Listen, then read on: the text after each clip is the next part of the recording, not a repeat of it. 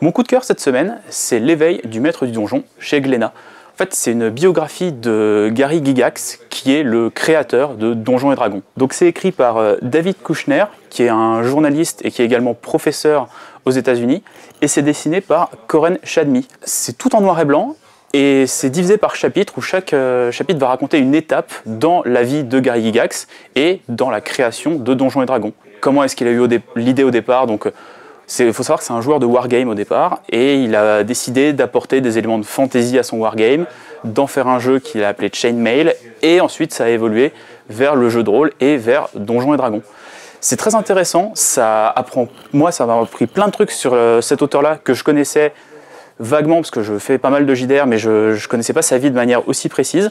Ça parle de sa collaboration avec Dave Arneson, qui est en fait le co-créateur de Donjons et Dragons avec lui, et on voit qui a apporté quelles idées et comment ça s'est passé, et ça permet vraiment de redorer au final le blason des deux, parce qu'on comprend vraiment que sans Gary Gygax et sans Dave Arneson, Donjons et Dragons n'aurait pas existé. Et ça ouvre relativement bien sur la fin en expliquant toutes les répercussions qu'a eu Donjons et Dragons et comment, par exemple, tous les développeurs de jeux vidéo maintenant ont joué à D&D, en quoi ça les a inspirés. Après, dans la narration, c'est très particulier, parce qu'en fait, ça va vous être raconté avec énormément de récitatifs et de cases qui vont s'adresser directement au lecteur, un petit peu comme si c'était un maître du jeu qui vous parlait, en disant, voilà, vous venez d'arriver dans telle pièce, vous rencontrez tel personnage, c'est un tel, il a fait ça dans sa vie, et maintenant il va faire ça, vous allez à tel endroit. C'est très intéressant à lire, la forme est vraiment sympa, parce que ça, comme je veux dire, ça donne vraiment l'impression qu'on joue à une partie de jeu de rôle et qu'on nous narre une histoire. C'est sorti chez Glénat.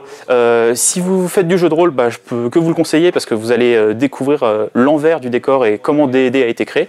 Et si vous ne faites pas de jeu de rôle, lisez ça et après vous aurez sûrement envie de faire une partie de Donjons et Dragons. Bonjour, aujourd'hui nous allons parler de Wonder Ball puisque le tome 5 titré L'Apiculteur vient de sortir et c'est le dernier volume. L'histoire va se clore dans les dernières pages avec son lot de révélations et de rebondissements. Du coup, j'ai envie de vous parler de cette série, qui est un thriller en 5 volumes, un thriller assez original, très dynamique, et qui va apporter son lot de mystère, puisqu'on est dans une série policière, on va dire conspirationniste, où des groupuscules un peu mystérieux sont en train de manipuler à la fois des gens importants et puis des petites abeilles ouvrières, le terme de la ruche a son importance dans cette série, et qui vont par conséquent apporter des changements et des influences sur la société américaine. Que se passe-t-il dans le premier volume? On est en 1983, on va suivre le personnage de l'inspecteur Spadaccini, qui est un ancien des services secrets. Les services secrets, ne l'oublions pas, ce ne sont pas des espions, ce sont ceux qui sont chargés de la protection du président. Et c'est justement un problème dans sa carrière puisqu'il était de service, dans les services secrets au moment de l'attentat de Kennedy et bien évidemment il a échoué. Donc il est devenu inspecteur à San Francisco. Et lorsque l'histoire démarre, il y a plusieurs tirs qui ont fait de nombreux morts dans les rues et on n'arrive pas à comprendre ce qui s'est passé. Lui, avec son regard de spécialiste, considère que, premièrement, il n'y a qu'un seul tireur et deuxièmement, c'est un tireur d'élite qui était placé en haut d'un immeuble. Et alors là, l'histoire commence. Il va creuser, il va être en but avec l'autorité et la hiérarchie. Et petit à petit, on va s'apercevoir qu'il y a un dessous des cartes et que peut-être que lui-même fait partie du jeu de cartes. C'est scénarisé par Duval et Pecot, deux scénaristes majeurs de la collection Série B, et c'est dessiné par Colin Wilson, néo-zélandais bien connu puisqu'il a participé à la saga Blueberry, il a fait des épisodes de Star Wars, entre autres choses, et un excellent polar, Du plomb dans la tête. Donc Wonder Ball, aux éditions Delcourt, collection Série B, le tome 5 vient clore l'histoire et je vous le conseille. Bonjour, alors aujourd'hui je vais vous parler du Veilleur des Brumes, et le Veilleur des Brumes c'est ça. Bon, qu'est-ce que c'est exactement? Donc c'est une bande dessinée écrite par Robert Kondo et Daisu Tsutsumi. En fait, c'est deux anciens de chez Pixar, donc qui ont travaillé dans l'animation et qui ont réalisé un court-métrage, donc Le Veilleur de Brume, The Dam Keeper, et ils ont décidé de l'adapter en bande dessinée. Et donc c'est sorti ce mois-ci aux éditions Graphitine. Donc je ne connais pas du tout cet éditeur, c'est la première fois que je le lis, donc très belle édition. Mais qu'est-ce que ça raconte? Alors en fait, c'est l'histoire de Pierre, un petit cochon, qui est le veilleur de brume. En fait, dans cet univers, il y a des brumes qui ont détruit tout en fait, et les gens vivent dans une sorte derrière un barrage en fait qui les protège de ces brumes. Et il y a ce moulin en fait, donc qui a été fait par le père de Pierre, et parce qu'en fait sa femme était morte dans les brumes et il a voulu protéger les autres. Et sauf qu'un jour de désespoir, il s'est suicidé dans les brumes, laissant à son fils la tâche, le devoir de protéger tout le monde. Et on suit donc les aventures de ce petit cochon qui un jour avec ses amis va se retrouver coincé de l'autre côté des brumes et il va être amené à découvrir peut-être un grand secret, donc je vous en dis pas plus.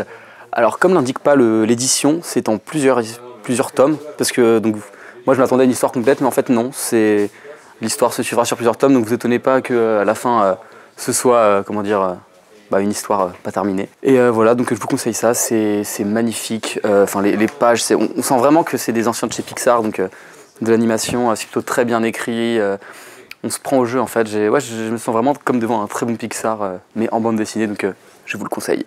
Alors mon coup de cœur cette semaine, c'est Le Cœur des Amazones, qui est une bande dessinée chez Casterman de Christian Rossi et Géraldine Bindi. Christian Rossi qui est vraiment un dessinateur hors pair, qui revient après avoir fait il y a quelques années de ça, maintenant ça fait un petit moment. Il avait fait Tiresias et La Gloire des Rats, qui étaient deux albums absolument indispensables. Si vous ne les avez pas lus, c'est génial pour revisiter votre mythologie. Et cette fois, il nous emmène en pleine période de la guerre de Troie découvrir les Amazones. Christian Rossi, c'est quelqu'un qui travaille à la couleur directe. Donc il a tout un univers sépia qui est absolument bluffant. Et il nous emmène à la découverte de ces Amazones. Alors, c'est pas les Amazones qui se sont coupées un sein et tout ça, c'est une autre vision des Amazones. Elles sont en fait dans une espèce de forêt qui est pas bien loin de Troie, de la grande bataille de Troie. Donc elles suivent ça un peu de loin, mais elles ne veulent pas intervenir.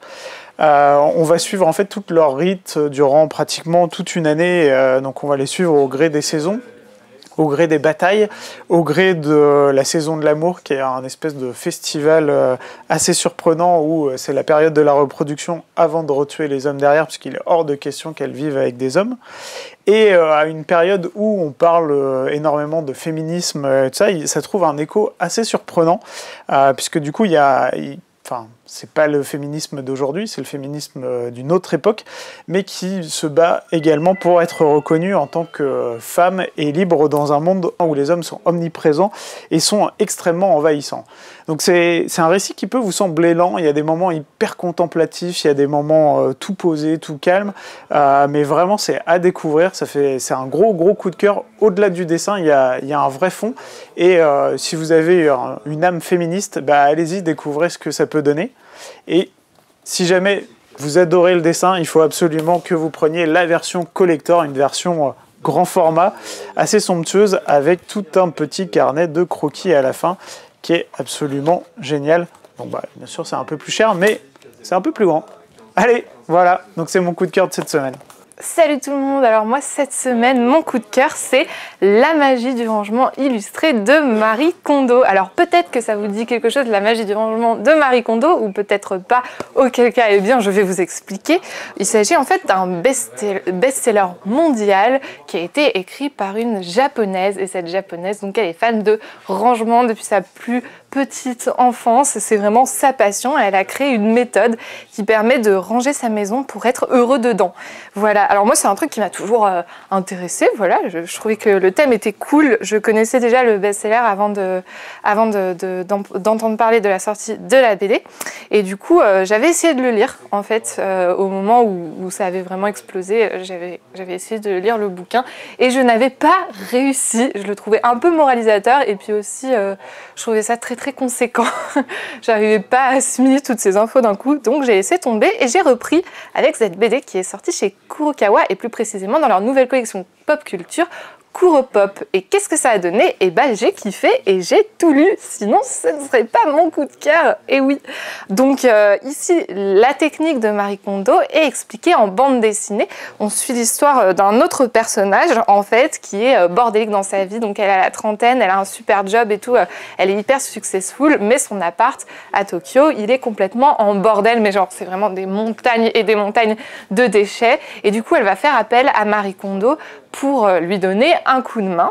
Et Marie Kondo va lui expliquer quel rapport elle doit avoir à ces objets, comment elle doit trier, comment elle doit s'organiser au quotidien, tout ça, pour qu'elle ait un logement agréable et paisible à vivre à la fin. C'est plein de conseils techniques, notamment sur la façon de plier ses vêtements, de trier ses bouquins, tout ça. C'est vraiment axé sur le plaisir, le bonheur. Voilà, l'idée c'est que quand vous rentriez chez vous, et ben vous soyez bien, voilà, vous soyez content. Le format BD s'y prête totalement, c'est beaucoup moins indigeste, c'est beaucoup plus facile à lire, ça se lit très très vite.